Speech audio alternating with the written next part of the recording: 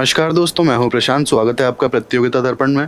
आज हम बात करने जा रहे हैं यूनाइटेड नेशंस वाटर कॉन्फ्रेंस 2023 के बारे में। United nation 2023 water conference was held in New York और इसे को होस्ट किया नीदरलैंड्स और तजिकिस्तान ने। और इस कॉन्फ्रेंस का जो मेजर डिस्कशन है वो घूमा है वाटर क्राइसिस से होने वाले migration, climate change, health issues, अगर पानी की कमी है या वाटर रिलेटेड जो भी बीमारियां हैं उससे, पॉवर्टी रिडक्शन और फूड सिक्योरिटी को लेकर के सारी डिस्कशंस इस कॉन्फ्रेंस में की गई और ये सारे मुद्दे उठाए गए। एक और इम्पॉर्टेंट बात ये थी इस कॉन्फ्रेंस की कि United Nations world water development report 2023 यहाँ पे रिलीज की गई। अब इस कॉन्फ्रेंस के बारे में हम जान लेते हैं। ये दूसरी ऐसी कॉन्फ्रेंस थी जो स्पेसिफिकली पानी यानी कि वाटर को डेडिकेट की गई, और जो पहली ऐसी कॉन्फ्रेंस थी वो अर्जेंटीना में 1977 में हुई। अब इस कॉन्फ्रेंस का मेन एम क्या है? मेन एम है कि पानी, वाटर, सैनिटेशन और वाटर कंजर्वेशन को लेकर के उसके बारे में अवेयरनेस और इम्पोर्टेंस को बताना, अवेयरनेस क्रिएट करना और उसकी इम्पोर्टेंस को समझाना। इस कॉन्फ्रेंस की एक खास बात और है कि ये कॉन्फ्रेंस सस्टेनेबल डेवलपमेंट गोल 6 यानी कि providing clean water and sanitation for everyone by 2030, तो जो गोल 6 है उसके लिए एक्शंस को एक्सेलरेट करने के लिए अपॉर्चुनिटीज प्रोवाइड करेगी। इसके अलावा कॉन्फ्रेंस के जो प्रिंसिपल्स हैं वो इंक्लूजन, क्रॉस सेक्टरल रिस्पॉन्सिबिलिटी और एक्शन ओरिएंटेड थे। अब आउटकम्स की अगर हम बात करें तो यहाँ पे सबसे पहला आउटकम है न्यू वाटर एक्शन एजेंडा। अब ये एजेंडा बेसिकली जितनी भी पानी को लेकर के कमिटमेंट्स हैं उन्हें साथ लाने का काम करेगा। एग्जाम्पल के लिए इंडिया के केस में अगर हम देखें तो वो है जल जीवन मिशन।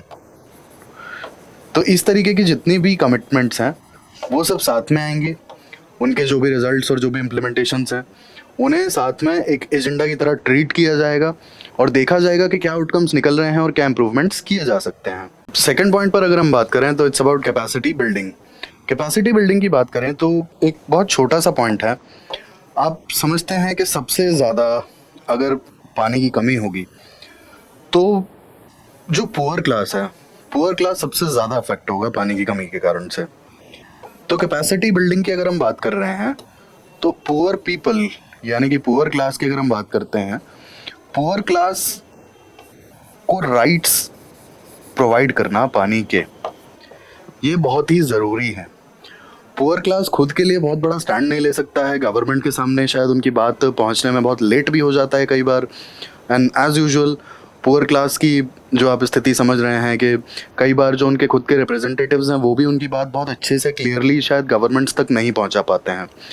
तो इसलिए ये चीज़ बहुत ज़रूरी है कि उन्हें स्पेसिफिकली कुछ राइट्स प्रोवाइड किए जाएं और उसमें राइट टू वाटर भी होना चाहिए। ये एक आउटकम था। तीसरे आउटकम की अगर हम बात करें तो इट्स नॉलेज शेयरिंग। अब कॉन्फ्रेंस के अकॉर्डिंग इस समय पर बहुत ज़रूरी है कि क्रॉस लर्निंग का जो फंडा है उसे बहुत जल्दी अडॉप्ट करना चाहिए। यानी कि एग्जाम्पल के लिए अगर हम समझें तो जैसे फास्ट ट्रेन्स में जापान और चाइना काफ़ी आगे हैं, ठीक है। तो सुपर फास्ट ट्रेन्स के लिए हमने जो टेक्नोलॉजी अगर लिया है बुलेट ट्रेन का और इन सब का, तो हमने जापान से लिया है। तो इस तरीके से water conservation as well as जो भी वाटर सप्लाई से रिलेटेड हम चीज़ें सीख सकते हैं बाकी कंट्रीज से जो बहुत एफिशिएंटली ये कर रही हैं। एग्जाम्पल अगर यहाँ पे दूँ तो गल्फ़ कंट्री का हो सकता है। अब गल्फ़ कंट्रीज़ का वाटर ट्रीटमेंट जो सिस्टम है ना इतना ज़्यादा एफिशिएंट है। स्पेसिफिकली अगर हम दुबई पर्टिकुलर अगर बात करें दुबई सिटी का जो वाटर ट्रीटमेंट है, जितना भी वहाँ पे पानी है उसको इतने एफिशिएंटली ट्रीट किया जाता है और उसे रिसाइकल कर लिया जाता है कि जो डेली नीड्स के लिए 70% रिसाइकल्ड वाटर ऑलमोस्ट यूज़ हो पाता है। तो आप समझ रहे हैं कि डेली नीड्स के लिए जो वाटर सप्लाई है वो सिर्फ एडिशनल 30% लेकर आना पड़ता है, क्योंकि 70% को तो रिसाइकल कर पा रहे हैं वो लोग। तो इसी तरीके से क्रॉस लर्निंग की बहुत ज़्यादा ज़रूरत है, नॉलेज शेयरिंग की बहुत ज़्यादा ज़रूरत है।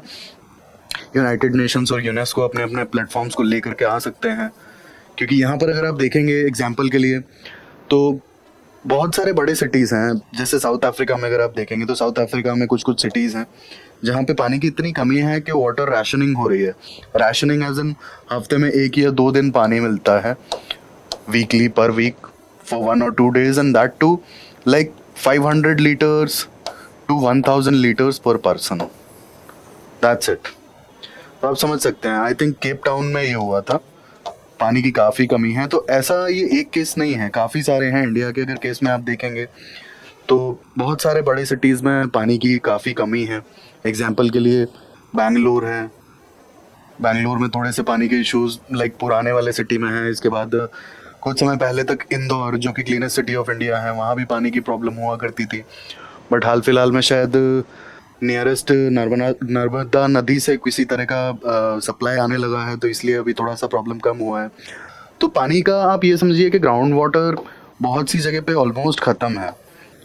तो ये बहुत ज़रूरी है कि हम एक दूसरे से अपनी नॉलेज को शेयर करें और जितना एफिशिएंटली हम पानी को यूज़ कर सकते हैं, if it's about like recycling, reusing, ये सारी जो टेक्नोलॉजीज़ हैं एज वेल एज टेक्निक्स हैं, सीखने की बहुत ज़्यादा ज़रूरत है।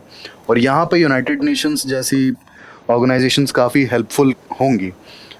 इसके बाद तीसरा, demand for a formal agreement. और फॉर्मल अग्रीमेंट की बात की जाए तो जैसे पेरिस अग्रीमेंट हुआ था, पेरिस अग्रीमेंट के on the lines of like Paris agreement for water conservation as well as water recycling और इन सारी चीज़ों पर भी एक फॉर्मल अग्रीमेंट लाया जा सकता है। Lastly, environmental, social and corporate governance. अब एग्जाम्पल के लिए, if any industry is water efficient, are they being rewarded for it? या फिर if someone is inefficiently using the water resources, are they being penalized? ये सारी चीज़ें भी देखनी होंगी। तो ये हमने देखा कॉन्फ्रेंस के बारे में। आइए अब हम वर्ल्ड वाटर डेवलपमेंट रिपोर्ट की चर्चा करते हैं। रिपोर्ट जो है यूनेस्को पब्लिश करता है और कोऑर्डिनेट करता है इसे UNESCO world water assessment programme. अब रिपोर्ट का बेसिकली काम ये है कि बहुत सारे डिफरेंट डायमेंशंस पे फोकस करता है और उन सारे पॉलिसी रिकमेंडेशंस के साथ में आता है जिससे कि वाटर कंजर्वेशन या फिर वाटर रिलेटेड जो भी इश्यूज हैं उन्हें सॉल्व किया जा सके बेस्ट प्रैक्टिसेस फॉलो करके। अब हम वर्ल्ड वाटर रिपोर्ट की जो एनालिसिस है वो देख लेते हैं एक बार। रिपोर्ट के according global water demand 1% per year से बढ़ती चली जा रही है और ये जो डिमांड राइज हो रही है ये मिडिल और लोअर कंट्रीज में सबसे ज़्यादा डिमांड ये राइज हो रही है।